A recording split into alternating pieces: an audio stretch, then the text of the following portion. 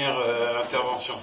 Donc, chers amis, c'est avec plaisir, néanmoins, que nous marquons ce soir la fin de la 3e édition du Salon du livre francophone en Israël.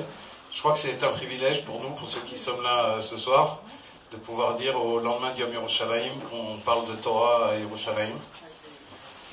Cette année a été marquée par dans l'actualité par divers incidents entre laïcs, religions. On a beaucoup parlé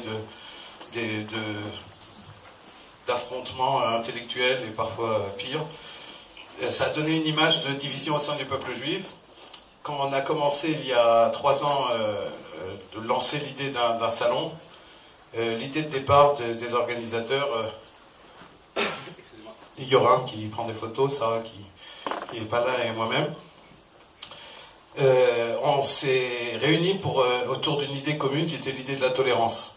On pensait qu'en tant qu'originaire de France, on croyait fermement, nous continuons d'y croire, qu'on peut apporter quelque chose à la société israélienne, ce qu'on a vécu dans les communautés d'origine, le fait de vivre ensemble, de pouvoir échanger, dialoguer, de se respecter les uns les autres, c'est quelque chose qu'on peut apporter à notre avis à la société israélienne. Ces 2 dernières années, nous avons reçu des intervenants de tous bords politiques et religieux. Il y a eu des débats passionnés ces dernières années sur différentes thématiques. Cette année, pas de débat, mais juste offrir au public francophone de Jérusalem et d'ailleurs, parce que des gens sont venus de Natania, à défaut de venir de Jérusalem, ou d'Ashdod d'ailleurs. Et on a voulu organiser ce soir, et tout au long de la journée, Beersheba. Ah, il fait. Et pas mal. On voulait offrir donc la possibilité au public d'entendre des intervenants s'exprimer, des intervenants d'horizons divers s'exprimer sur le même thème, un thème d'actualité, Torah et modernité. Universitaires, rabbins, auteurs, tous ont accepté de participer à cette journée.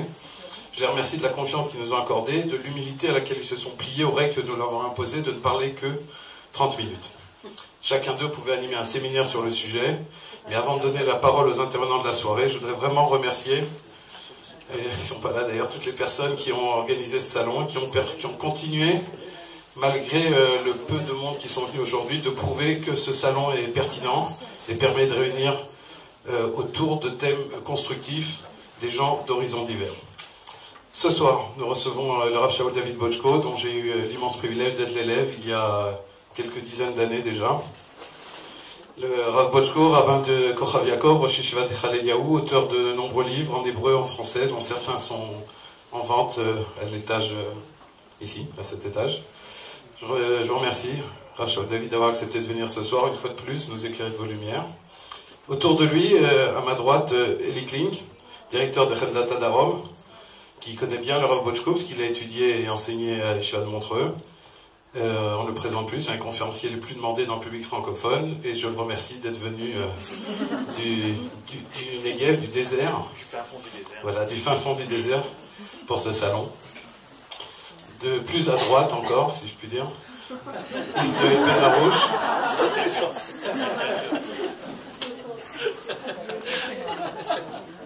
Yoel Ben Harouche, artiste peintre, mais artiste du langage. Nous sommes heureux aussi de recevoir pour la 2e fois un salon. Et merci à vous 3. Et pour commencer, je voudrais demander au Rav Shaul David de répondre à la question qui était au centre de cette journée.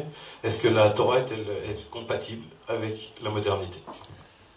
D'abord, bonsoir à tous. Merci pour les paroles aimables que vous avez prononcées.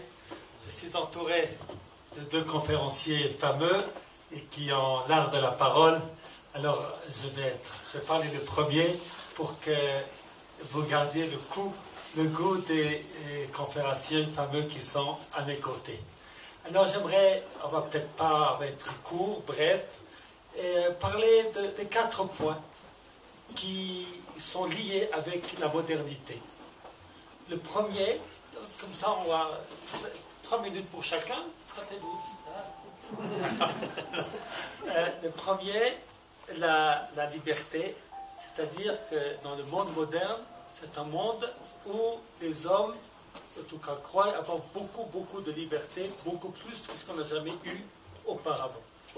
Le deuxième point, un changement fondamental dans l'histoire humaine et savoir comment le judaïsme réagit là, le statut de la femme, de la famille, on pourrait en parler longtemps. Quelques mots, si j'ai le temps, sur les avancées techniques et la halakha. Et un quatrième point, l'histoire d'Israël des 100 dernières années, est-ce qu'elle a été influencée par le judaïsme ou est-ce que ces évolutions, eh bien, elles sont indépendantes finalement du judaïsme, et comme si le judaïsme a été absent, il a accompagné l'histoire, ou il a été à la traîne de l'histoire et pas à l'avant-garde. Alors on va parler du premier point, liberté. Nous vivons dans une société où les hommes sont libres, c'est-à-dire que plus ou moins chacun peut faire sur le plan individuel ce qu'il a envie. La société, elle ne règle que les problèmes entre l'homme et son prochain. Essayer d'empêcher des meurtres n'arrive pas toujours, essayer d'empêcher des viols, essayer d'empêcher des crimes, essayer de donner des droits économiques aux plus pauvres, etc., etc. Mais sur le plan de la pensée individuelle, chacun peut penser ce qu'il veut, faire ce qu'il veut de lui, de son corps, de ses pensées. Et ceci n'est pas seulement dans le monde juif, dans le monde entier. Nous vivons dans un monde de liberté. Je parlais avec quelqu'un il y a quelques jours et qui me parlait de divorce il y a 50 ans.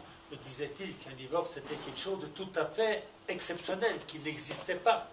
Et bien aujourd'hui c'est quelque chose de tout à fait commun, parce qu'on vit dans un monde libre, où il n'y a pas une autorité, où la société finalement n'intervient pas dans la vie des individus.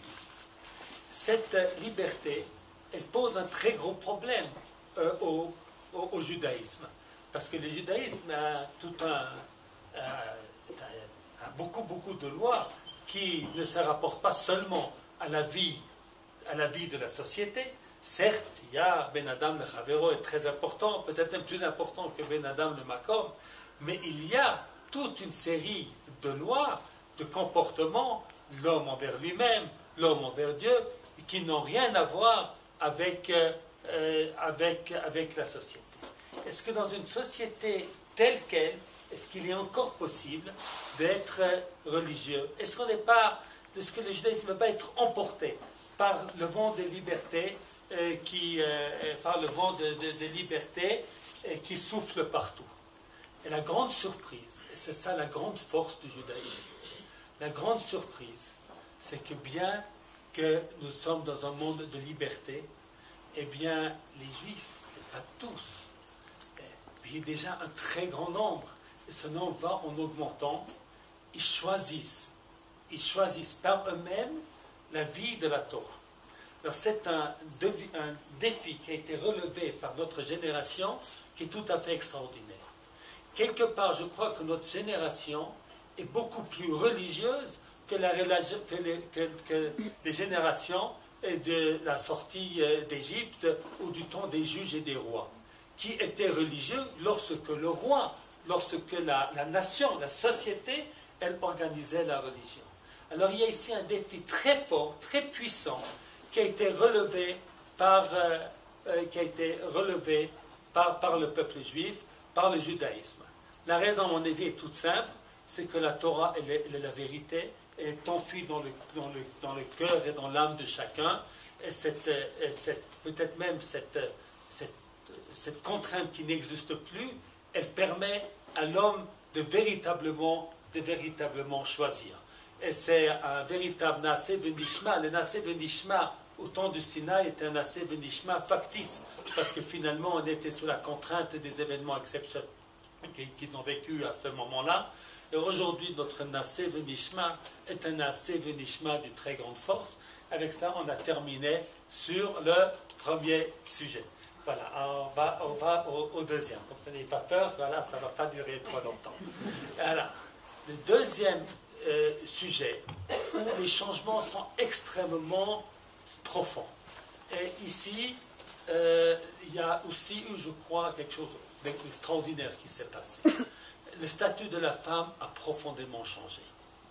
Et ma mère me racontait que sa grand-mère, qui était très pieuse, ne savait pas lire. Elle était une très grande tzadékette, elle connaissait par cœur le calendrier, mais elle ne savait pas lire. Sa mère était déjà beaucoup plus cultivée. Ma maman, elle m'a enseigné la Torah, elle est là. Si aujourd'hui je peux vous donner un shiur, c'est parce que lorsque j'étais enfant, maman m'a appris le Chumash. Hein? Ma femme, enfin, elle n'est pas là, mais je peux la complimenter, elle en sait plus que moi dans beaucoup de domaines. Et si je vais parler de ma fille, vous, ils étudient déjà de la Gemara, je ne sais pas, toutes sortes de choses, hein, on voit une évolution extrêmement forte. Alors, il y a eu des résistances à cela dans le monde orthodoxe, mais finalement, et dans le monde orthodoxe et dans le monde religieux, cette évolution s'est faite. Elle s'est faite, et c'est bien qu'elle s'est faite, et peut-être, si on peut se poser la question, est-ce qu'il y a beaucoup de textes dans la Gemara qui sont un petit peu contre les femmes, on ne va pas les citer ici parce qu'on n'a pas le temps, il y en a d'autres qui, et puis parce que c'est pas très joli, ça se fait pas très bien. Alors, on va faire peut-être une petite boutade. C'était il y a fort longtemps, je crois que c'était ma sœur qui avait organisé en Suisse un camp pour les étudiants, et puis un des étudiants m'avait attaqué en disant, tu vois, le judaïsme il est contre les femmes, c'est marqué dans la Torah, Vehu yim shol bach, après qu'elle a été maudite, et le mari va te dominer. Oui, ils sont dit ça aujourd'hui, on va être en prison si on dit une phrase pareille. Je ne sais pas comment, mais à ce moment-là, moi, je n'ai pas la répartie facile. Et Kadosh Baruch Hu m'a dit, mais c'est une malédiction. C'est pas ce qui doit être. C'est une malédiction. Et peut-être que notre génération, eh bien, elle vit un petit peu le tikkun de cette malédiction qui était à l'origine. Mais évidemment, ça ne va pas sans difficulté. Et sans aucun doute, les problèmes de famille, etc., sont beaucoup liés à ce changement d'évolution. Les femmes ont changé, les gènes des hommes n'ont pas toujours évolué, et ça pose beaucoup de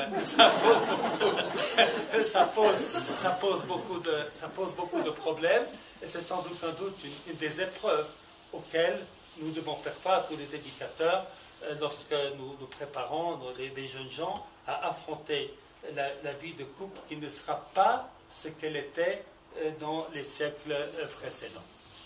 Voilà. Et puis le troisième sujet. Le troisième sujet, on va aller très vite, parce que je crois que c'est là où le judaïsme a montré le plus de vitalité. C'est comment faire face avec les changements techniques. La modernité, c'est sans aucun doute la liberté, c'est le changement dans le statut de la femme, mais c'est aussi des forces techniques extraordinaires.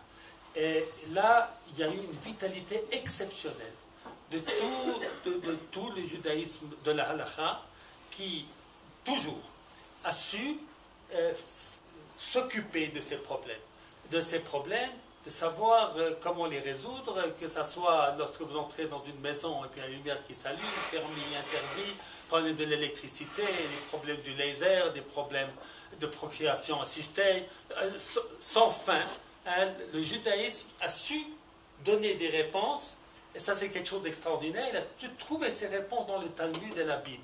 C'est-à-dire qu'il a compris que la technique ne donne pas des solutions de fond, ce n'est que de la technique. Et que les judaïsmes ne parlent pas, la Torah, la Gemara, elle ne parle pas du comment, elle parle de l'être.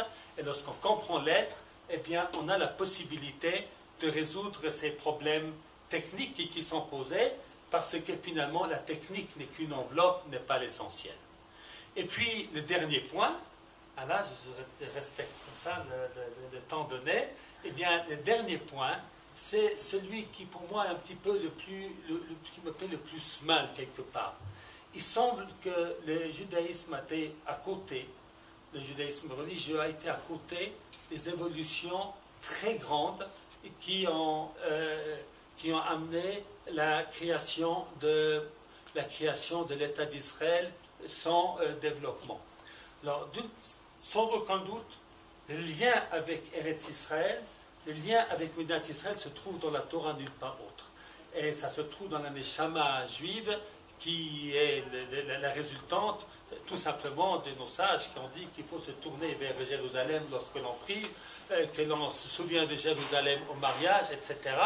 À dire dans l'âme profonde, il est sans aucun doute, c'est le judaïsme qui a rendu possible le retour.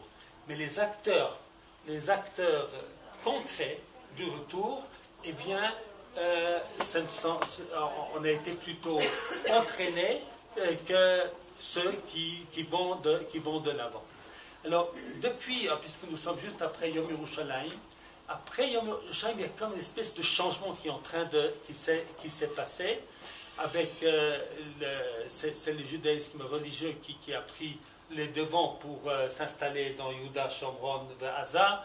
Même la fête de Yom Yerushalayim est une fête dont ce sont les rabbins finalement qui ont pris l'initiative. Mon père, Zecher Tzadik Livracha, fait partie de ceux qui ont tout fait pour que Yom Yerushalayim soit une fête religieuse. Et puis on voit sans aucun doute qu'on est dans un processus où le divorce qui a eu lieu entre l'avancement de l'histoire juive et finalement le judaïsme est peut-être en train de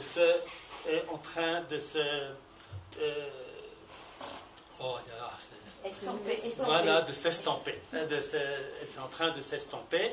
Et sans aucun doute aussi les crises de ces dernières années, que ce soit les guirouches de Gush Katif, etc., la manière de réagir à tous ces événements-là, sont aussi liés à cette grande difficulté qu'il y a, une espèce de changement qui est en train de se passer, qui est sans aucun doute une évolution qui prend du temps pour ce qui était à l'intérieur, ce qui était l'âme du développement, eh bien, soit aussi acteur et actif concret de ce développement.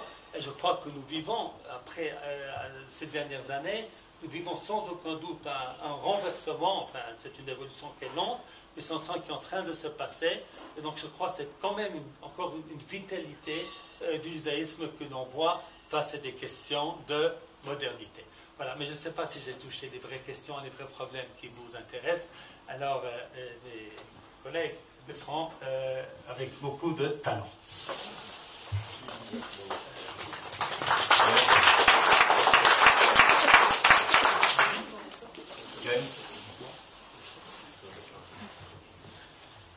ברשות הרבנים, הרב בוצ'קו שליטה ורב קלינג שליטה, ברשות הקהל הקדוש,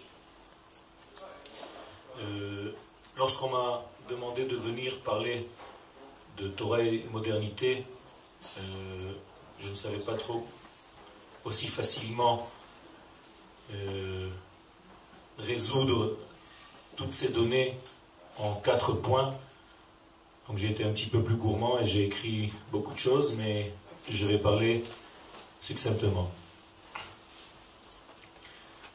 La véracité de la Torah provient du fait qu'elle est objective, c'est-à-dire qu'elle vient du divin, de la force prophétique que Dieu en fait prophétise l'homme. Ça veut dire qu'en réalité, le judaïsme n'est pas une religion. S'il était une religion, il aurait été inventé par l'homme. Donc il est dans l'objectivité totale et non pas dans la subjectivité de l'homme, qui s'invente toute forme d'accès à l'éternel. En d'autres termes, on ne monte pas vers l'éternel, c'est l'éternel qui nous a trouvés et qui descend, et on doit tout simplement l'aider, entre guillemets, l'aider à se dévoiler sur terre. Ça veut dire que le judaïsme, d'une manière générale, est fondé et lié à la nation d'Israël. Avant même qu'on reçoive la Torah, nous sommes une nation. Et on le dit dans la bénédiction, Asher Bachar Banu Mikol Ha'amim, qui nous a d'abord choisis en tant que nation, puis, sur cette forme-là, Venatan Lanu et HaTorah, et Torato. Donc, moralité, toutes les mitzvot que nous faisons, que nous appliquons, sont des mitzvot qui appartiennent à la nation tout entière et ne sont pas des mitzvot individuels. Donc, en réalité, tout devient au niveau de la nation d'Israël. Si on devait dessiner schématiquement la Torah, je dirais qu'elle est, en plus de ça, nous sommes proches de Chag HaShavuot, qu'elle est verticale. Ça veut dire que la Torah descend verticalement et elle croise, en descendant, l'histoire humaine qui, elle, est horizontale. Ça veut dire qu'il y a un degré en hébreu qui s'appelle Anachi, qui veut dire vertical. Ce n'est peut-être pas par hasard que la première des 10 paroles commence par Anochi. C'est-à-dire c'est le vertical qui descend vers le monde horizontal du temps qui passe, vers notre monde circulaire, pour reprendre un petit peu le schéma de Thierry Danapika.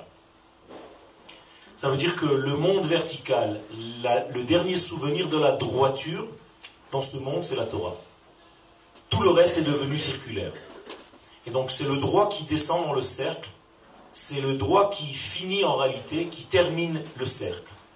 Et lorsque cette divinité, lorsque cette unité, lorsque cette unicité descend dans ce monde, automatiquement elle croise tous les temps. Ça veut dire que les temps passent, ou bien nous passons dans le temps, comme vous voulez, mais en réalité la Torah est toujours la même. La Torah est toujours unique et elle descend dans des temps différents. David Amelech le dit clairement, Achat diber Elohim, Shtaim zu shamati.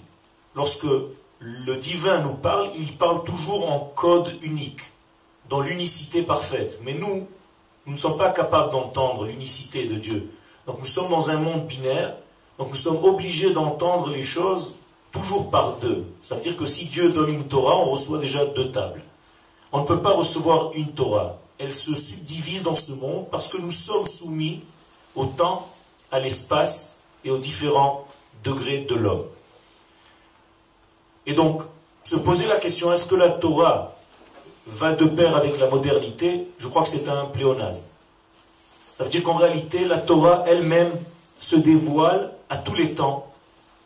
Et il suffit tout simplement de savoir se connecter, se mettre au niveau de l'écoute de cette même Torah unique qui appartient à tous les temps, car elle est hors du temps, à tous les espaces, car elle est hors espace, et à tout le monde, car elle est hors mesure humaine. Et malgré tout, quand je dis qu'elle appartient à tout le monde, vous savez que la Torah n'appartient pas seulement au peuple d'Israël, elle passe par Israël pour devenir, en fin de course, universelle. C'est-à-dire que la Torah doit arriver à être entendue, à être vécue par les nations du monde, bien entendu chacun à son niveau. Et donc, il s'est passé des choses durant l'histoire qui nous obligent en fait à nous mettre au niveau de cette Torah, donc à moderniser entre guillemets cette Torah, sans la changer bien entendu, toujours en gardant son unicité première. Je vais vous donner un exemple. Lorsque la nation d'Israël s'est éteinte, quand je parle de la nation, je parle du âme, du peuple, c'est-à-dire de l'époque de l'exil. Pendant l'exil, la nation d'Israël est en état de sommeil. Eh bien, qu'est-ce qui nous reste en réalité? Les individus. Donc nous devenons des juifs individuels, religieux. C'est-à-dire que pendant l'exil, on ne s'occupe plus de peuple, on s'occupe de problèmes religieux, de naissance, d'enterrement, et au milieu une brit mila et un mariage. Voilà ce qu'on s'occupe au niveau de l'exil. C'est-à-dire que le judaïsme tout entier s'est réduit à quelques mitzvot religieuses, mais qui n'ont aucun rapport avec la nation d'Israël, alors que lorsque le peuple d'Israël revient sur sa terre, comme l'a rappelé tout à l'heure le Rav Botchko Shlita, eh bien en revenant en terre d'Israël, les sujets changent. Parce qu'en réalité, on est redevenu une nation, Goy Echad Ba'aretz, et donc nos préoccupations changent par nature. On est obligé maintenant de s'occuper de problèmes de société, de problèmes d'économie, de problèmes de sécurité, chose qu'on ne devait pas faire en dehors de notre terre, puisque notre seul souci c'était de comprendre une page de Gemara. Et moralité, la facette nationale donc du peuple d'Israël remonte à la surface par notre retour ici. Donc vous voyez que c'est la même Torah, mais tantôt elle s'habille dans une forme très religieuse, tantôt elle revêt, et moi aussi j'ai un petit peu de mal à comprendre pourquoi les Juifs, les enfants d'Israël que nous sommes, ne participent pas pleinement à ce retour, à cette vision des choses. Je me rappelle toujours de cette phrase du Rav Kook Zatzal qui disait que nous prions 5 fois par jour avec les 2 Chazarot. Akadosh Baruch Hu, ouvre-nous les yeux pour voir lorsque tu ramèneras ta Shrina à Tzion. Pourquoi il faut prier 5 fois pour cela? Mais tout simplement, dit le Rav Kook, parce que beaucoup d'entre nous ne voient pas, ne comprennent pas. Ils sont restés avec une vision étriquée du judaïsme, à savoir une religion. Et donc on était religieux parmi d'autres religions. Sans terre, sans revêtement, sans le degré essentiel de notre vie, c'est-à-dire la nation d'Israël, avec tout ce que ça contient. C'est-à-dire, dans un terme plus juif, réel, la Malchut, la royauté d'Israël. Qui, la royauté d'Israël, dans des langages modernes, ça s'appelle Médinat Israël, et c'est une mitzvah d'édifier cette Médinat Israël selon le Ramban. Donc il ne faut pas avoir peur de ces mots, de tous ces mots qui sont devenus un petit peu tabous. Quel Médinat Israël? Non. Eretz Israël, oui. Eh bien non. Médinat Israël, c'est justement le royaume de Dieu sur terre dans l'endroit qui s'appelle Eretz Israël. Et le prophète le dit. C'est-à-dire que le prophète nous dit que la Torah doit s'assimiler au temps présent. Par exemple, le prophète nous dit qu'à la fin des temps, tu devras monter sur une montagne très haute, toi qui viens annoncer l'avènement messianique. Et les sages nous posent la question, pourquoi il faut monter sur une montagne très haute? Pour crier. Harimi colère, pousse des cris, élève ta voix. Je ne sais pas si c'est une voix V-O-I-X ou V-O-I-E. Je pense que c'est les deux. Toi qui annonces Jérusalem. Eh bien la réponse, c'est qu'il faut monter sur une haute montagne parce qu'on ne peut plus parler le langage terre à terre, petit, restreint, étriqué que nous avions en exil. Où toute la Torah se résumait en quelques halachot. Aujourd'hui, nous sommes obligés de monter à un niveau extraordinaire en utilisant tout ce qu'il y a autour de nous dans ce monde pour véhiculer la parole divine d'une manière adéquate, correspondante à la génération dans laquelle nous vivons. Et ce que je vous suis en train de vous dire, en réalité, les sages posent la question par rapport à un texte de la Torah. Dans le livre de Dvarim, il est écrit, lorsque tu arriveras sur la terre d'Israël, je saute un petit peu les versets, tu viendras voir le prêtre qui sera durant la période où toi tu es vivant. Alors les sages nous posent la question, est-ce que tu peux aller voir un prophète qui est déjà mort, un Kohen qui est déjà mort? Tu es obligé de voir le prophète qui existe là. Mais Rashi nous dit, tu n'as de Kohen que celui qui vit dans ton temps. C'est-à-dire celui qui est capable en réalité de vivre le temps dans lequel il se trouve. Et ne pas vivre maintenant avec un degré du passé. Autrement dit, ne va pas voir des gens qui ont gardé une mentalité d'exil alors que tu es déjà revenu en Eretz Israël. Et le Rambam va dire, même s'il est moins sage que ceux qui étaient avant. Parce que nous avons une certaine tendance de glorifier le passé, toujours. Avant, c'était toujours mieux. Maintenant, c'est minable. Avant, la génération était belle. Maintenant, c'est pas tellement bien. Bien, c'est faux. Nous disent les sages, tu dis ça parce que tu n'es pas sage. Si tu étais sage, tu aurais respecté la génération dans laquelle tu es, et tu aurais vu que cette génération n'est pas moins importante que celle qui était avant. Au contraire, sache vivre dans le temps dans lequel tu es, c'est-à-dire au niveau du présent. Et là, je voudrais introduire en réalité quelque chose qui, à mon avis, est la clé de toute cette façon nouvelle de parler à notre génération. Quand le prophète que j'ai cité, Jérémie, nous dit qu'il faut monter sur une haute montagne pour déclarer, eh bien je comprends par ces paroles qu'il faut en réalité parler un langage qui correspond donc à la génération actuelle. Et ce langage, à mon avis, c'est le langage de l'intériorité.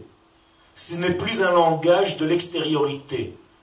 Car le langage de l'extériorité, de la façade extérieure des êtres, ne fait que nous séparer entre nous. Alors que le langage de l'intériorité, le langage de notre âme, c'est un langage commun, c'est un langage du dénominateur commun entre nous. Et je veux parler plus précisément de ce que le Rav Kook décrit comme étant la Torah d'Eretz Israël. Je veux parler bien entendu de la Torah de la Kabbalah. bien entendu pas dans ces sphères spirituelles qui planent, mais dans une réelle vie. Comment recevoir les choses très élevées à ma génération? Les kabel. Comment recevoir cette Torah à ma génération? Et d'ailleurs le Rav Kook, et je terminerai par ça, nous dit dans Igeret Kuf Mem Dalet, dans ses épîtres,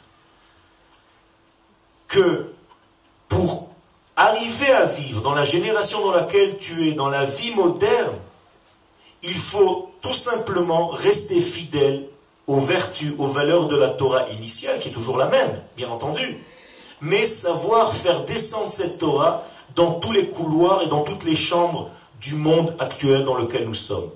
Et le Rav nous dit, il ne faut pas avoir peur de la nouvelle vie, de nouvelles formes. Il y a des gens qui glorifient le passé comme si c'était quelque chose qu'il ne faut pas changer. Il ne s'agit pas de changer l'essence, il faut changer la forme. L'essence reste la même. Au contraire, elle, on doit la garder, on doit être fidèle à cette essence. Mais en aucun cas, il faut avoir peur de la nouvelle forme que les choses prennent.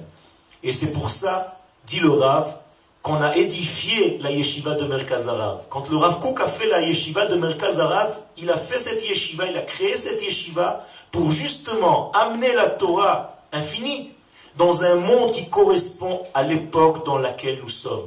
Pour que notre langage soit accessible, pas seulement entre ceux qui portent une kippa, que notre langage soit accessible à toute la génération. Car même ceux qui ne nous ressemblent pas au niveau vestimentaire, extérieur, eux aussi sont nos frères, sont nos sœurs.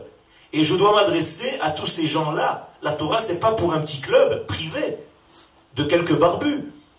Et ça, c'est toute la force de la Torah qui sait sortir des contextes, des murs de la yeshiva pour véhiculer vers la vie.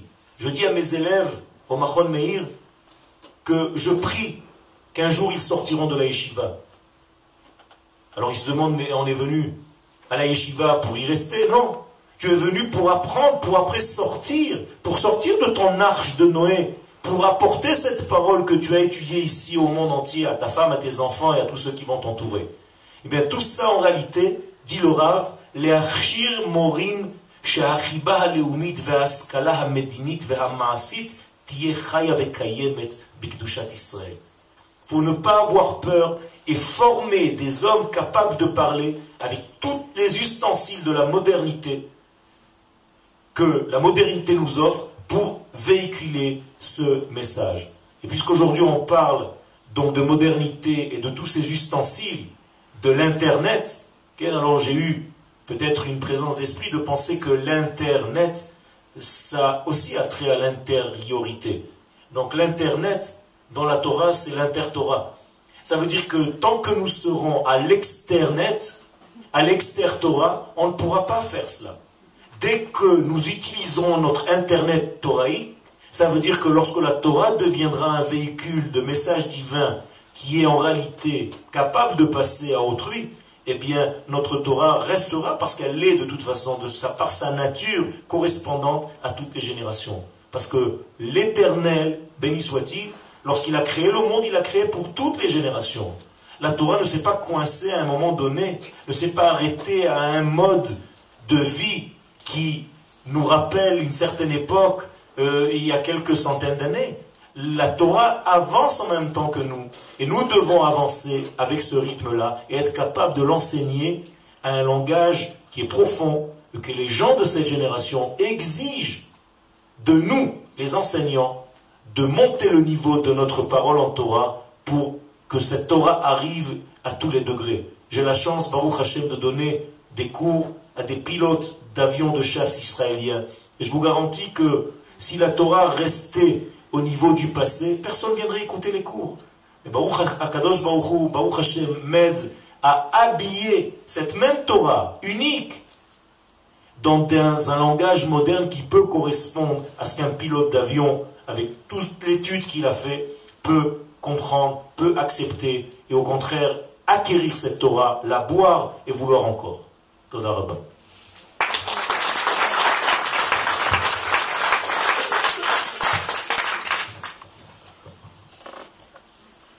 ברשות מורי ורבי הרב שאול דוד, Yoel. Moi, je vais mettre un petit peu les points sur les i. Même si je sais qu'en mettant les points sur les i, je risque de mettre les pieds dans le plat. Plat que mes deux prédécesseurs ont très habilement évité. Mais c'est intéressant que si on l'aimait vraiment.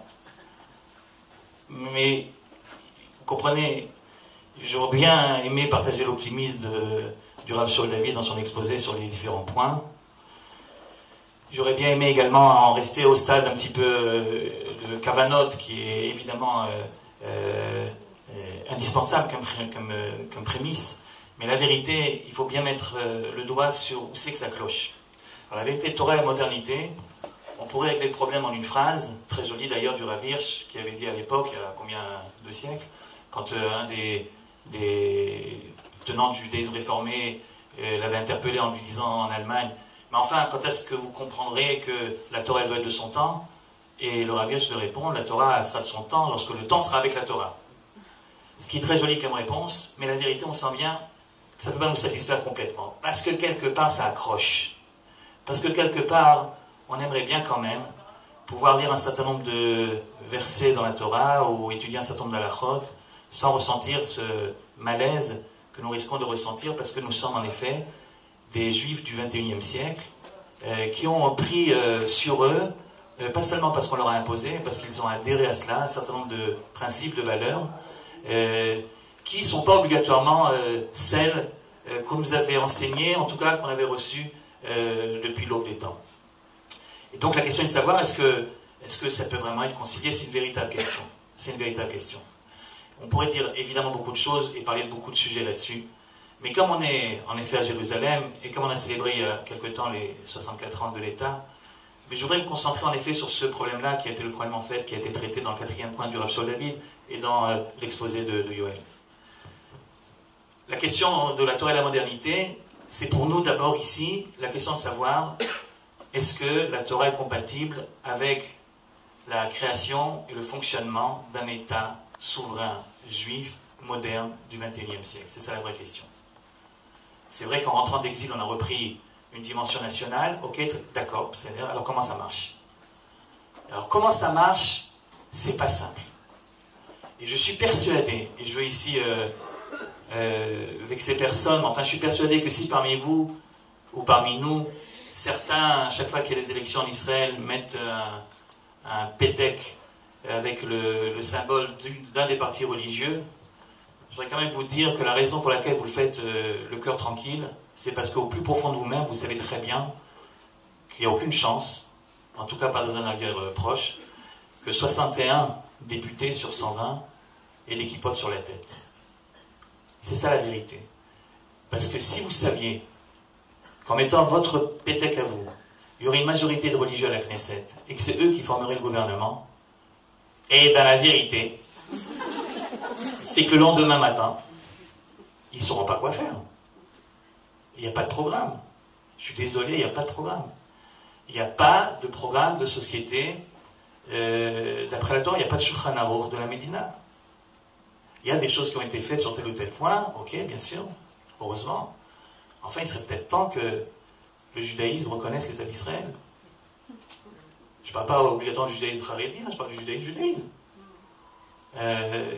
Reconnaître l'État d'Israël, c'est pas faire le Hallel à Yom Ha'atzmaut et puis basta.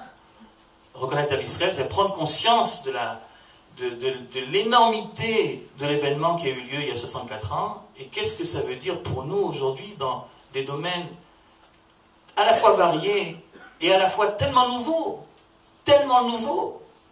Les questions sont différentes. Les questions n'ont rien à voir. Je ne sais pas si les réponses doivent être les mêmes, mais au moins qu'on sache poser la question. La question d'aujourd'hui, c'est pas la question qu'on se posait dans le shtetl polonais il y a 3 siècles, ou au Maroc il y a 4 siècles. C'est pas pareil. On peut pas répondre. On peut peut-être répondre la même chose, à condition qu'on sache que la question est différente, quoi. Des exemples, plein, il y a plein d'exemples. Il s'agit de savoir comment est-ce qu'on fait une agriculture moderne, d'après la Torah. Il s'agit de savoir quelle tête aura le Shabbat dans un État moderne. Il s'agit de savoir comment faire fonctionner l'industrie, la police, l'armée. J'ai assisté il y a quelques années dans la cour d'une yeshiva sioniste, attention, cours de récréation. Il y avait là-bas un rave qui discutait avec un garçon de 18 ans et il lui disait qu'est-ce que tu comptes faire après l'armée? Et le gosse de dire je veux devenir flic. Ça arrive, il y a des gens, chacun a son jour, je veux devenir flic. Qu'est-ce qu'il lui dit le rave? Qu'est-ce qu'il lui dit le rave? Il lui dit laisse tomber. C'est pas pour toi. Il dit comment ça, c'est pas pour moi? Il dit non, toi, écoute, la vache tisse ta berre. Pourquoi tu vas te compliquer l'existence? Policier, on va t'appeler, il va savoir si on t'appelle pour les bonnes raisons. Le Shabbat, Chagim, comment tu vas faire? Non, fais autre chose, fais autre chose, fais autre chose. Vous vous rendez compte ce que ça signifie, ça? Fais autre chose. Ça signifie l'une des deux. Soit c'est reconnaître que c'est absolument impossible de faire fonctionner une police dans un état moderne d'après la halakha, ce qui est un scandale et un flot la chaîne de dire ça. Soit, ce qui revient pratiquement au même, qu'on est bien content, qu'il y a, à l'époque on appelait ça le goy chez le Shabbat, et qu'il y a le goy chez le Shabbat, mais qui est juif par accident de naissance, qui lui ne se pose pas ce genre de problème, alors heureusement il est là lui pour faire fonctionner la police. C'est un scandale, et c'est un flot la chaîne aussi important que le premier. On n'a pas le droit de dire ça. On n'a pas le droit de dire ça. Qu'est-ce que ça veut dire créer un pays qui fonctionne d'après la halakha, mais un pays moderne? Il y a des questions qu'il faut poser qu'on n'a jamais posées. Shabbat, il ne s'agit pas seulement de savoir s'il faut fermer les magasins. Bien sûr qu'il faut fermer les magasins Shabbat. Bravo. Mais l'industrie, est-ce que vraiment, toutes les industries qui existent et qui fonctionnent, même ceux qui ont un kavitso qui est permanent, est-ce que vraiment un État moderne peut se permettre de le fermer? Est-ce qu'il doit? Est-ce qu'il peut? Est-ce qu'il est obligé? Peut-être oui, remarquez. Peut-être oui. Mais en tout cas, il faut poser la question. C'est pas la même question qu'avant. C'est autre chose. C'est pas... Toi, tu travailles chez un bonhomme qui, lui, est responsable de l'industrie du pays, mais il est goy parce que tu habites en France, et alors tu essaies de négocier si tu peux pas venir Shabbat, ou si tu peux venir Shabbat. C'est toi le patron. C'est ton industrie. Tu fais comment? Les tachanot koach, je ne sais pas moi, tu fais fonctionner l'électricité. Au moment où je suis en train de vous parler ici, il y a l'espace aérien qui est au-dessus de nos têtes. C'est un espace aérien qui est de la responsabilité de l'État. C'est comme ça d'après la loi internationale. L'État est responsable de ce qui se passe au-dessus. Bon ben, pendant que je suis en train de vous parler, il y a plein de trucs qui se passent au-dessus de nos têtes. Il y a plein d'avions, il y a des satellites, il y a des trucs. Il faut bien qu'il y ait des gens en bas pour faire le ménage, pour faire la circulation. Les aiguilleurs, je ne sais pas comment on appelle ça, il faut bien qu'ils soient là pour eux. Est-ce que l'État juif, d'après la halakha, il a le droit, la possibilité, ou peut-être le devoir, de dire au peuple qui nous entoure, écoutez les enfants, c'est bien gentil, mais 25 heures par semaine, chez nous, en haut, c'est fermé. Faites le tour. On a en ce moment des gens qui le font ce boulot, mais ils ne se posent pas la question. Ça vient un certain nombre de choses qui sont certainement à encourager, qui sont très bien faites, et évidemment que je soutiens de tout mon cœur. Il y a une amana qui a été écrite avec beaucoup de sérieux par le Rav Medan, qui est le Rosh Yeshiva de Gush Etzion, avec la juge Ruth Gabizon, qui a représenté le côté laïque, qui sont mis d'accord pour essayer de voir dans les différents points qui sont des points où on peut s'accrocher, comment faire pour qu'on vive d'après une certaine charte, où tout le monde s'y retrouve plus ou moins. C'est très joli, ça n'a pas eu le succès que ça devrait avoir, c'est très joli. Mais je ne parle pas de ça. Je ne parle pas comment est-ce qu'on fait pour vivre en bonne entente avec ceux qui ne partagent pas les mêmes points de vue que nous. Je parle en admettant qu'on soit tous des gens qui ont décidé de respecter la Torah et les mitzvot. Nous, par rapport à nous-mêmes, qu'est-ce qu'on fait demain? Après, si les autres seront convaincus ou pas, c'est un autre problème. Mais je voudrais bien, quand je vote pour un parti, savoir quel est son programme de gouvernement. Il fait quoi le lendemain, exactement? Qu'est-ce qu'il fait? Comment ça marche? L'armée, c'est bon. L'armée, il y a un Shulchan Aruch pour l'armée. Vous savez pourquoi il y a un Shulchan Aruch pour l'armée? Parce qu'il y a eu tellement de soldats religieux qu'ils ont bombardé pendant des années le rabbin en disant « Hé, je fais quoi dans tel cas et dans tel cas et dans tel cas et dans tel cas ?» Qu'est-ce qui est permis, qu'est-ce qui est interdit? Alors les rabbins, ils ont bien obligé de répondre, alors ils ont répondu. Et aujourd'hui, chaque garçon ou chaque fille, non, chaque garçon, qui fait l'armée, il a dans la poche un petit truc qui s'appelle Dinet Tzava ou Milchama, et il sait exactement quoi faire dans quelles circonstances. Il y a un Shulchan Aruch de l'armée.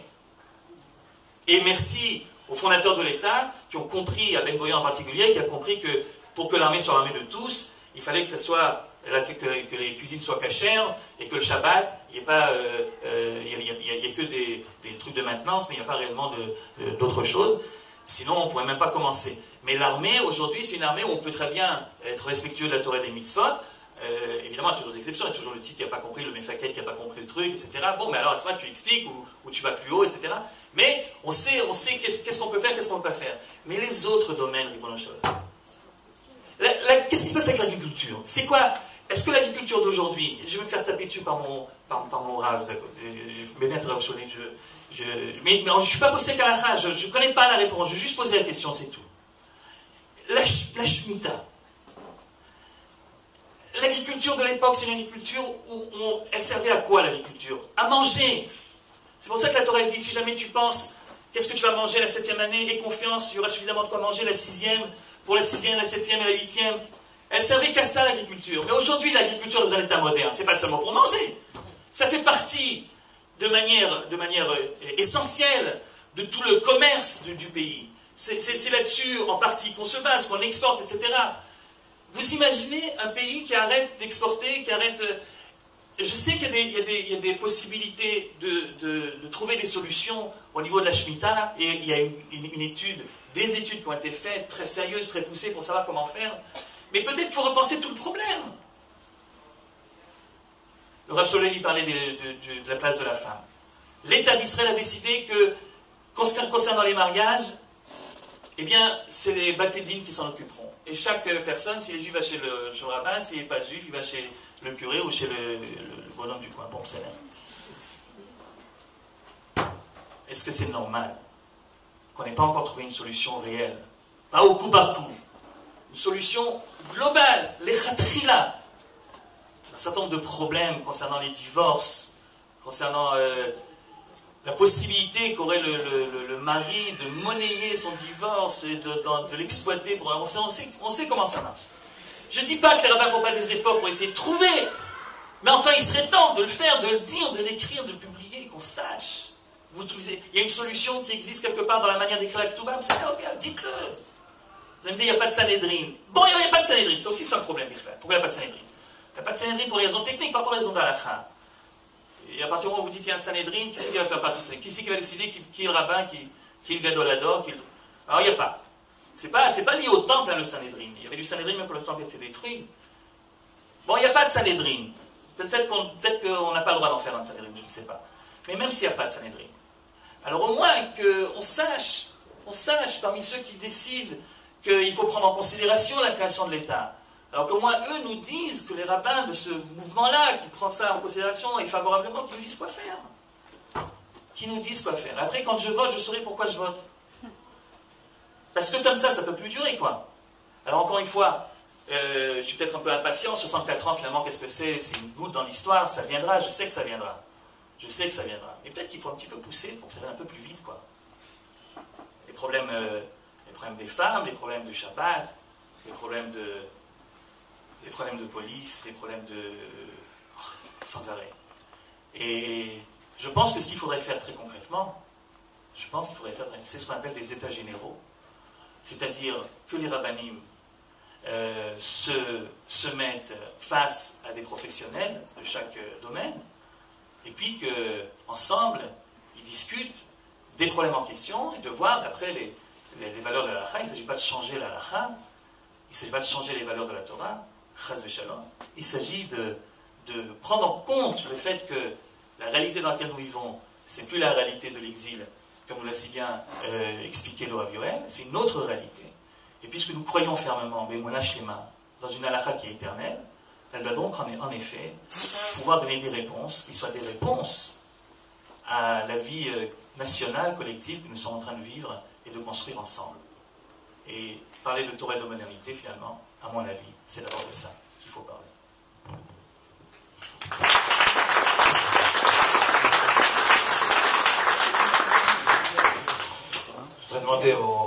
Jean-Charles David, qui a donc, à qui une partie des questions sont directement posées, en tout cas la question d'Elie. Voilà, si vous avez des réponses aux angoisses existentielles d'Elie Kling. Je ne suis pas d'accord avec Elie Kling pour cette fois-ci. Je l'aime beaucoup, hein, pas de problème. Mais je crois qu'il ne lit pas la masse des responsables qui s'occupent de tous les problèmes qu'il a soulevés. Les problèmes de la police ont déjà été traités il y a 60 ans par le Rav Herzog. Et des solutions ont été proposées. J'habite dans un yishuv, il n'y a pas de goy. On fait ce qu'il faut faire. C'est-à-dire les problèmes du Shabbat. Je vais te dire tout d'abord simplement le principe de base. Tout le monde sait que Pikuach Nefesh Toché Shabbat. On sait aussi, il y a un rang très important, que la notion de Pikuach Nefesh est étendue lorsqu'il s'agit d'un tzibur. C'est-à-dire que tout le monde comprend, on n'a pas besoin d'attendre 64 ans pour comprendre qu'une société ne peut pas marcher sans police. Le rabbin qui a dit à son élève qu'il ne peut pas être policier, il n'a pas compris cela. Mais dire que le monde de l'halakha n'a pas compris cela, ce n'est pas vrai. Hein? J'ai vu hier une chouva, je ne suis peut-être pas tout à fait d'accord avec lui, mais une chouva du Rav Abergel, pour savoir si on a le droit de faire ce qu'on peut faire pour choisir le sexe de son enfant. Sa réponse est que oui. Mais ça veut dire qu'il a posé des questions qui sont tout à fait modernes, et sur le plan de l'individu, et sur le plan de la collectivité. Maintenant, il y a des problèmes, on a plus de difficultés de trouver des solutions, en particulier sur le problème du statut personnel. C'est vrai qu'il y a des rabbins plus ouverts et d'autres un petit peu qui le sont moins. C'est vrai, les choses ne sont pas simples. Mais dire qu'on ne trouve pas dans la littérature rabbinique actuelle de réponse à ces questions, à mon avis, c'est absolument faux. Vous prenez Troumin, par exemple. Troumin, qui est un livre magnifique, chaque année, il y a un volume qui sort, avec toutes sortes de rabbins, avec toutes ces questions-là qui sont posées. La question de la Shemitah, la question de l'export, elles sont posées. Maintenant, est-ce que les solutions nous plaisent ou ne nous plaisent pas, qu'on vend par au goy, etc. Je me rappellerai une petite boutade. C'est le professeur Leibovitch. Il avait écrit, il y a fort longtemps, un article comme quoi il est impossible de vivre le Shabbat dans un état moderne. C'est pas possible de faire Shabbat dans un état moderne. Alors il a d'abord dit, on ne peut pas utiliser des non-juifs, c'est pas possible d'avoir une notion de non-juifs, c'est pas logique, ça fait pas bien. Hein? Donc il y a des choses qui sont vraiment pas dangereuses, c'est quand même nécessaire. Donc on ne peut pas faire d'état juif moderne selon la Torah. Il a répondu le Rav Neria dans un très petit brochure qui s'appelle Milchemet HaShabbat. Il a dit, ne m'invente pas des nouvelles halachot pour nous dire ensuite qu'on ne peut pas. Hein? L'utilisation d'un non-juif, c'est une chose, ce sont des systèmes qui existent. Les problèmes économiques qui sont posés par le ribit, ils ont été solutionnés. Est-ce que c'est juste, est-ce que c'est pas juste, on peut discuter. Mais ces questions ont de tout temps. D'ailleurs, les responsables, il y a 300, il y a 400 ans, si on lit toutes ces responsables, on voit à quel point, d'abord, c'était des mini-sociétés très souvent. Au Maroc, en Afrique du Nord. Donc, les Juifs avaient une espèce d'autonomie pour beaucoup de choses, pour l'organisation de leur société. Et on voit des choses extrêmement intéressantes. On voit par exemple, vous avez, ça date pas d'hier, ça date il y a 500 ans, on voit un remarque. Vous savez qu'une femme qui a été violée est interdite à son mari Cohen. C'est la halakha. Qu'est-ce qu'on fait?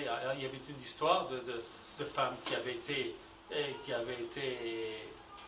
faite prisonnière, et il s'est passé ce qui s'est passé.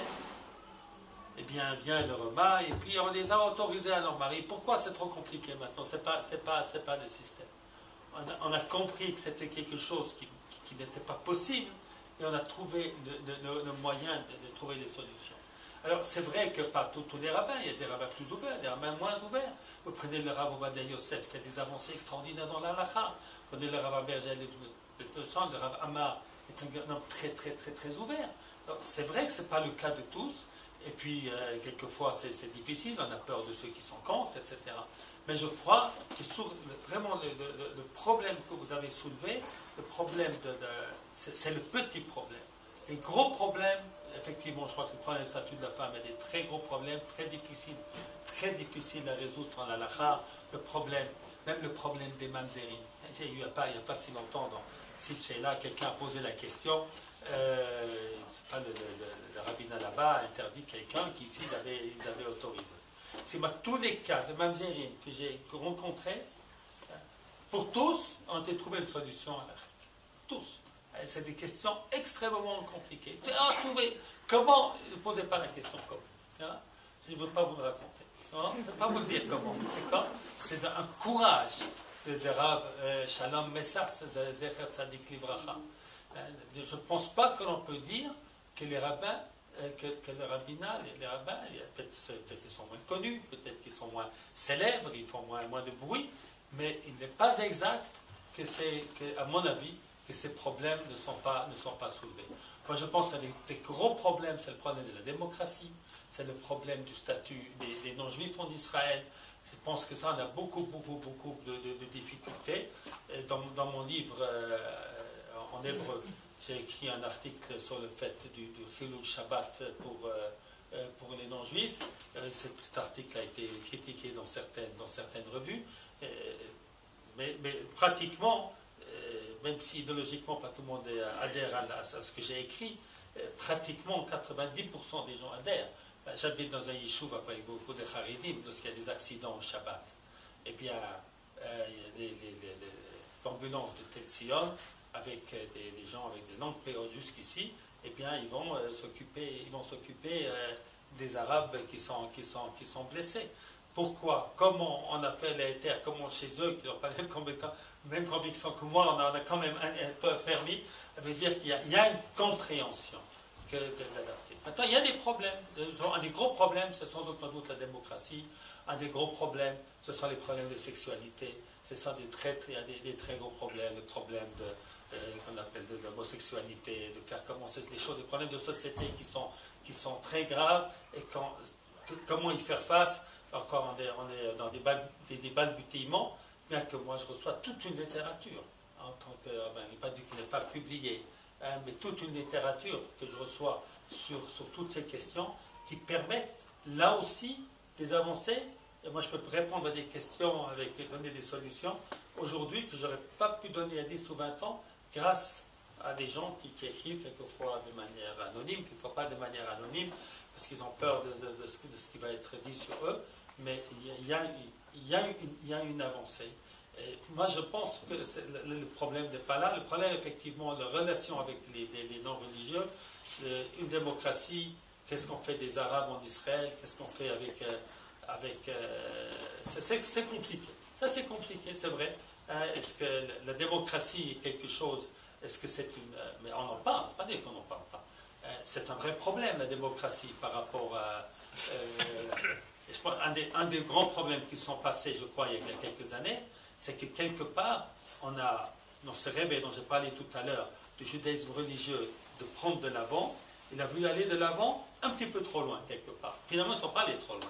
Il y a eu certains qui ont voulu aller trop loin, qui ont voulu forcer le gouvernement à ne pas prendre des décisions qui ont été prises plus ou moins démocratiquement. Et ça ne peut pas marcher. Ça ne peut pas marcher. On doit respecter...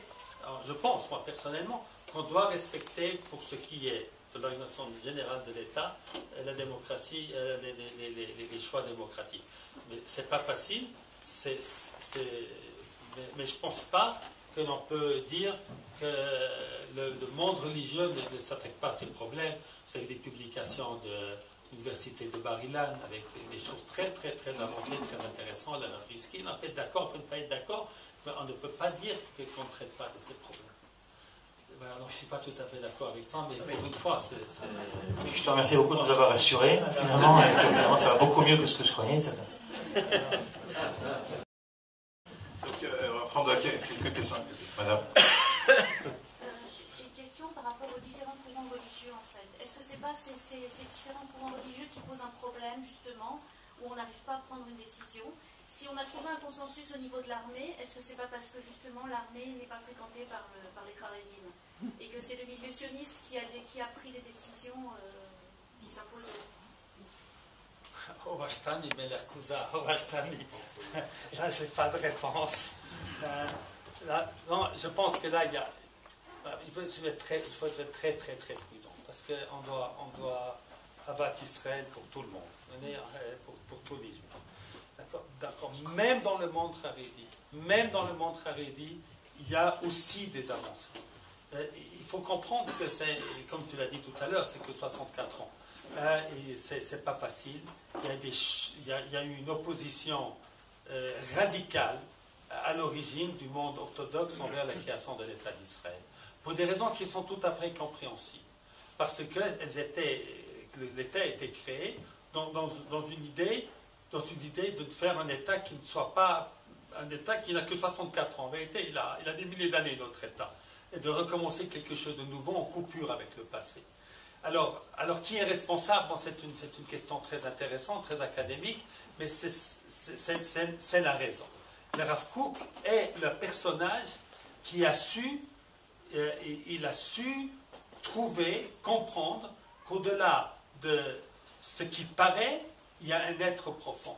Il a compris que les Juifs qui voulaient créer un État en Israël, même qui voulaient en faire un État laïque et qu'ils étaient contre la religion, ils étaient poussés par une âme juive qui leur a fait faire le choix d'Israël.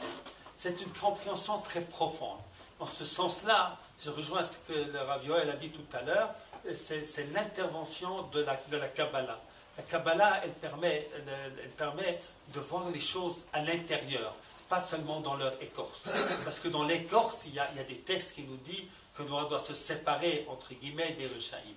Donc ce sont des Rechaïm, c'est ce qui a été dit par des très grands rabbins, même le Mishnah Berurah écrit cela, j'ai oublié son nom maintenant, qui a écrit l'élève du Chafetz Chaim, Wasserman, Hanan Busserman, qui a écrit des choses terribles contre les sionistes, contre le Rav Kook, se basant sur des citations.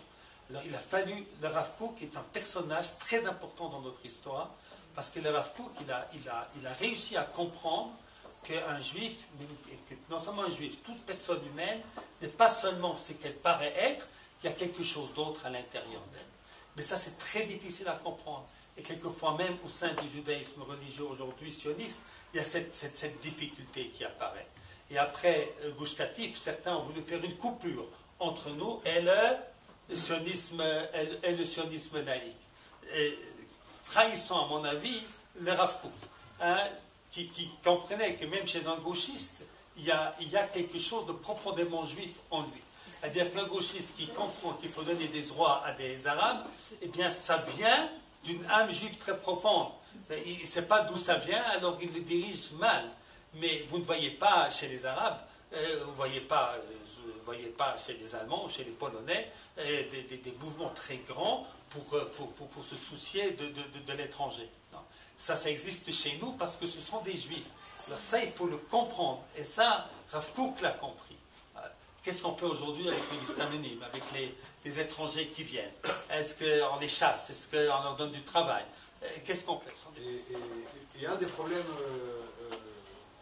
que je trouve qui est très grand et très grave aujourd'hui, c'est que une femme qui veut divorcer ne peut pas tant que son mari n'est pas d'accord.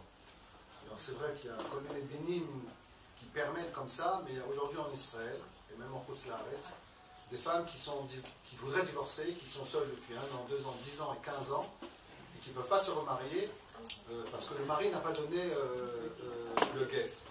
Je trouve qu'aujourd'hui, avec dans la modernité qu'on est, c'est pas normal que les rabbinim ne trouvent pas, dans le monde de la halakha, une manière pour permettre à ces femmes de se remarier. Et on est dans un monde moderne. Alors, c'est une très bonne question. D'abord... aussi une invention. Oui. Ça permet de donner mon cas personnel. C'est-à-dire que moi j'étais aux oreilles de 12 ans, et je crois qu'il n'y a plus de cas comme ça aujourd'hui en Israël, que les rabbins ont pris des mesures beaucoup plus importantes. Mon ex a été mis en prison, il a tenu le coup pendant 18 mois. pour finir, il a donné les guettes. Et je crois qu'aujourd'hui, il n'y en a pas beaucoup qui tiennent 18 mois, je veux tout simplement pas donner un guet. Mais ces mesures sont prises beaucoup plus rapidement que Je peux vous donner un exemple d'une femme qui a été pendant 14 ans, j'en ai été personnellement pendant 4 ans impliqué, 14 ans. On a dû aller en France pour lui faire sortir son guet, et même en étant là-bas et en sachant que la personne était en semi-pénitencier, qui ne payait pas les allocations, il ne voulait pas nous mettre, il disait je m'en fous, de toute façon, vous ne pouvez rien faire, on ne peut pas faire de force, on ne peut pas... C'est un gros problème, il y a beaucoup de femmes. Il y en a moins. Il y a différentes solutions qui pourraient être trouvées par la halakha. Est-ce qu'on peut les prendre ou pas les prendre? C'est des questions bien compliquées. Mais il y a sans aucun doute un progrès. Au temps de la Gemara, il y avait une solution très simple, parce qu'on ne peut pas appliquer aujourd'hui. Mais le plan de la halakha était que si quelqu'un était condamné à donner les guettes et qu'il ne voulait pas, on lui donnait des coups jusqu'à ce qu'il accepte. Et s'il n'acceptait pas, eh bien, il était veuve. Et il pouvait se remarier. Donc, c'est le monde moderne. Voilà. On s'arrête là, merci. Donc, c'était des solutions qui n'existent, qu'on ne peut plus faire aujourd'hui. Mais pourquoi? Parce que le monde est moderne. On n'est pas obligé d'arriver à la dernière sentence, mais de donner des coups et d'utiliser la force. On met aujourd'hui les gens dans on met aujourd'hui des gens dans les synagogues, on fait des choses. On fait. C'est pas comme avant. Je ne dis pas qu'il n'y a pas de progrès à faire, pas qu'il y a pas. Il y a différence. Il y a des gens qui ont voulu donner des solutions qui ont été très discutées, que je ne veux pas rapporter ici, qui seraient plus radicales. Au moment du mariage, de faire une espèce de mariage à condition, et des choses comme ça. Il y a. Est-ce que c'est juste, est-ce que c'est pas juste, est-ce que tout n'est pas simple. Hein? Tout n'est pas simple. Mais c'est vrai qu'il y a progrès. C'est vrai qu'il n'y a pas des solutions à tous les problèmes. Il y a quelquefois, on peut essayer de trouver une solution et quelquefois, on ne la trouve pas. Il y a des malheurs dans le monde. Quelquefois, on est malade face au shalom. Quelquefois, on n'arrive pas à tout résoudre. Non? Mais je dis que dans l'ensemble, il y a une avancée très grande et il y a, on se mesure avec les problèmes. Quelquefois, ça vient de la propre initiative du rabbinat qui comprend. Quelquefois, c'est poussé par la société. C'est vrai. C'est quelquefois poussé par la société. C'est-à-dire qu'il il est certain que des changements avec le statut de la femme, ce n'est pas une initiative qui vient du judaïsme, mais c'est quelque chose le judaïsme se mesure avec des changements de société. Non? Des changements de société. Il y a quelquefois on prend l'initiative, quelquefois on est à la traîne. Mais on se mesure. On se mesure. Et regardez, Chaim Ozer Grodzinski, cet date, il est décédé en 1938. Et on lui a parlé, et il a permis, comment est-ce qu'on appelle ça, par un joli mot pour dire empêcher d'avoir des enfants. Stérilisation? Non, il a permis des moyens de contraception. Il n'y avait pas à l'époque pas de pilule, il n'y avait pas de ces moyens de contraception. Il a permis d'autres moyens de contraception, comprenant le besoin. Et ça, c'est en 1938, c'est-à-dire il y a 80 ans, alors qu'il a compris ces problèmes et il a donné des autorisations que beaucoup de rabbins aujourd'hui ne veulent pas donner, l'autorisation de Reb Chaim Ozer Grodzinski. C'est-à-dire qu'il y a des possibilités, il y a des rabbins qui les donnent. Moi, je me suis dit, lorsque les gens me posent la question si on ne trouve pas d'autres solutions. Donc, il y a beaucoup de rabbins, il y a beaucoup de tendances, et c'est aussi bien qu'il y a ces diverses tendances, parce que ça crée, vous savez, ça crée un équilibre. Parce que quelquefois, on peut vouloir aller trop loin, et puis finalement jeter les bébés avec l'eau. Et ça, c'est aussi dangereux. C'est-à-dire, le fait qu'il y a des charédim, et qu'il y a un judaïsme charidi qui dit « Halt, attends, vous allez trop loin », permet un certain équilibre. quelquefois un déséquilibre, parfois un équilibre, parfois les choses sont complexes. Je n'ai pas voulu dire qu'il y a, vous savez, tout est blanc, il n'y a pas de problème. Il y a énormément de problèmes, mais simplement dire qu'on ne se mesure pas, c'est ça que je dis. On se mesure, on ne trouve pas toujours, mais je crois franchement que l'on cherche. Maintenant, ce que vous avez dit, quand ça ne s'est pas ensemble, ça c'est un véritable problème, mais vous avez vu que la veille de Yom Yerushalayim, jeudi, il y a eu 570 rabbins, 600 rabbins qui se sont mis ensemble pour dire qu'on va être ensemble, simplement pour dire qu'on va être ensemble de toutes les tendances du judaïsme, du sionisme religieux. Et vraiment, il y a des tendances vraiment aussi différentes qu'entre un charidi et un sioniste religieux à cet intérieur. C'est aussi une avancée, c'est aussi un progrès. Bezrat Hashem, avec le Yishuv Kochal Yaakov, on est à côté d'un Yishuv Haridi et on vit très bien ensemble. On n'a pas de Baruch Hashem, enfin, je ne sais pas combien de temps ça va durer, mais pour le moment, on s'entend très bien. Ils avaient voulu à un moment faire des autobus séparer les hommes des femmes, etc. Puis je me suis opposé. Et puis ils n'ont pas insisté. Pourtant, ils sont une grande majorité, c'est-à-dire les autobus, c'est grâce à eux qu'on en a dans cette... Ils en respectent. 3 shekels. Hein? Et ça coûte 3 shekels. Et c'est grâce à eux. Voilà. Alors, on va prendre encore 3 questions, voilà. Madame. Je voudrais savoir ce que tous les trois vous pensez... Enfin, ce que vous pensez personnellement, enfin moi je trouve qu'on vient de fêter Yom Ha'atzmaut il n'y a pas longtemps, et je ne comprends pas tellement pourquoi c'est pendant l'Omer. Je ne connais pas beaucoup le judaïsme, je sais que pendant l'Omer on n'a pas le droit de faire de feu, de réjouissance, encore moins de feu d'artifice, et j'ai un petit peu du mal à comprendre comment est-ce qu'on n'a pas l'idée de bouger la fête la fête du pays. Les bouger le Homer ou pas le maire, mais voilà. Je veux savoir ce que vous pensez du fait qu'on se réjouisse et qu'on fasse des feux d'artifice pendant le maire pour Yom Ha'atzmaut.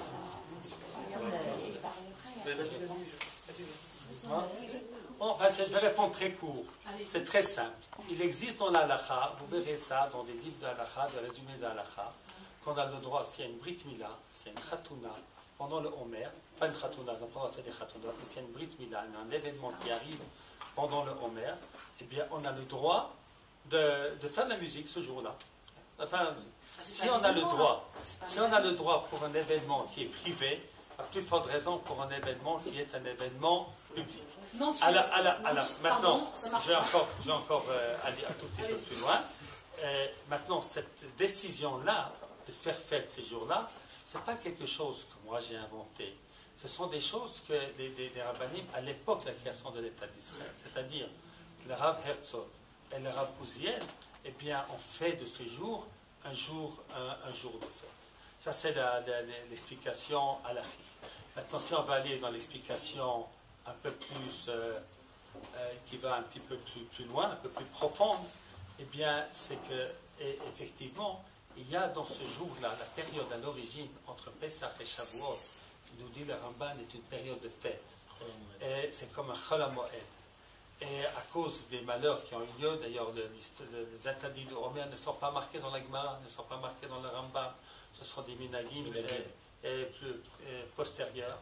Et bien que cette période-là, qui était devenue une période de malheur à cause des grands malheurs qui ont arrivé au peuple d'Israël, et en particulier les disputes qu'il y a entre les diverses tendances, qu'on ne se respectait pas les uns les autres, et bien cette période de malheur est redevenue aujourd'hui une période de bracha.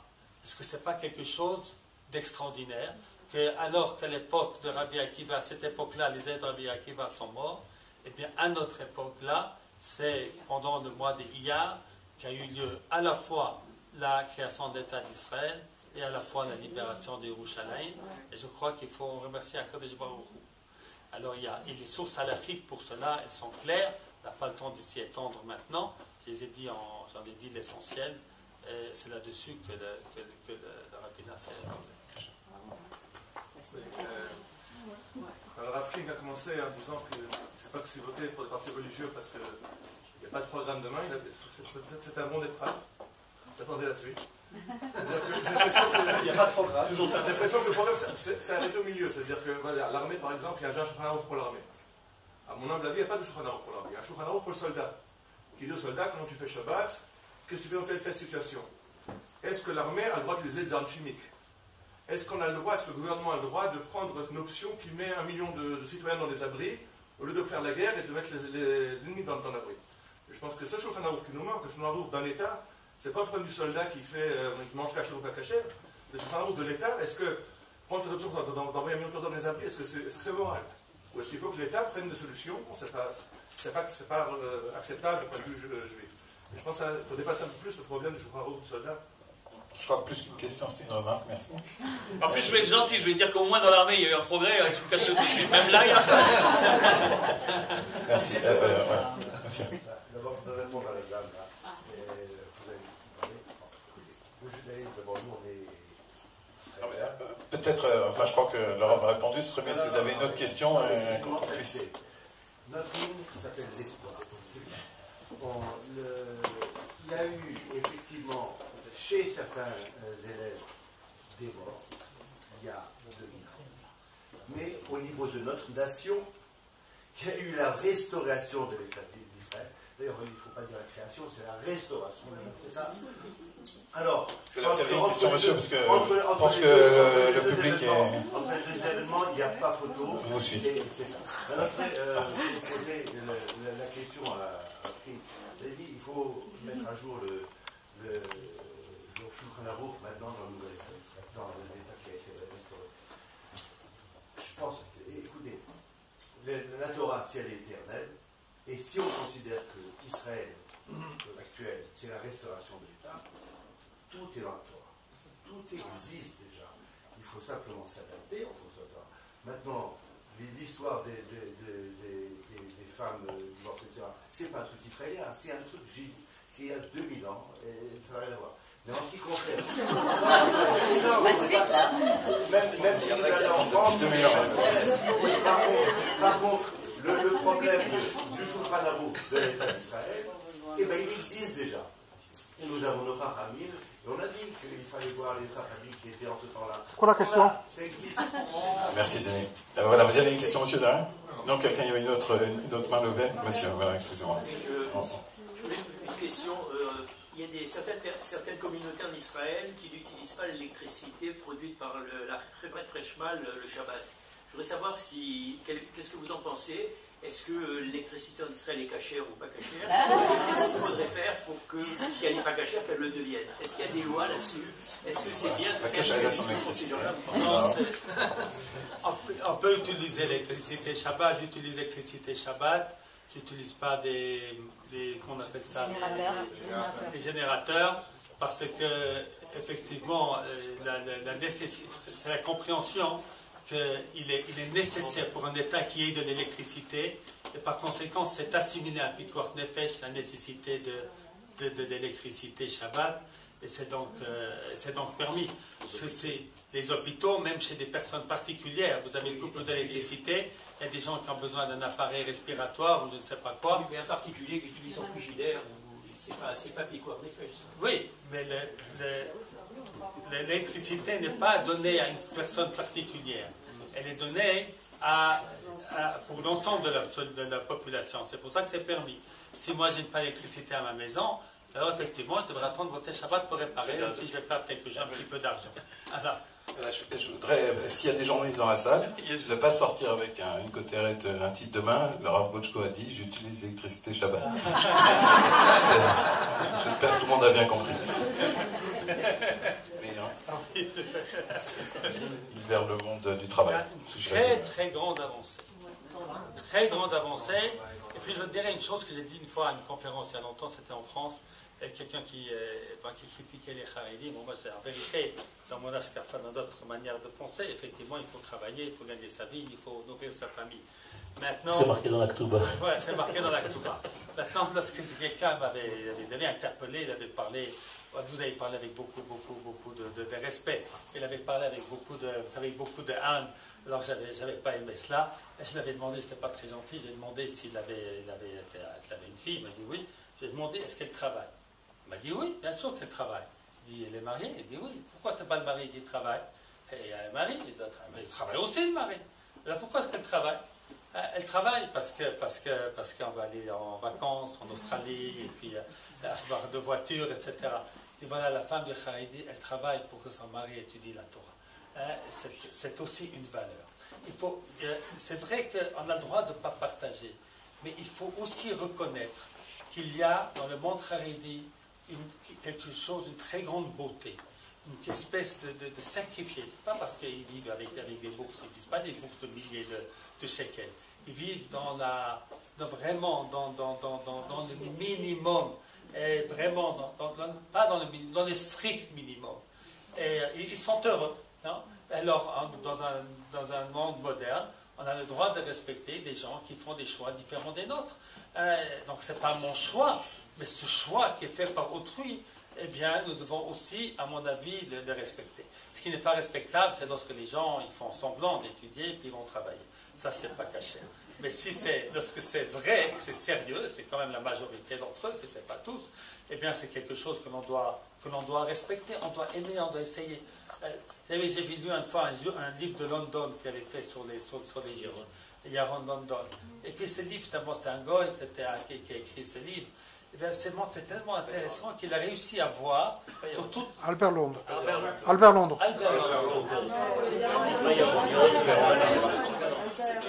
Le journaliste israélien. Des époques, il y a 100 ans, il y a... Le juif errant est arrivé. Albert Londres par London.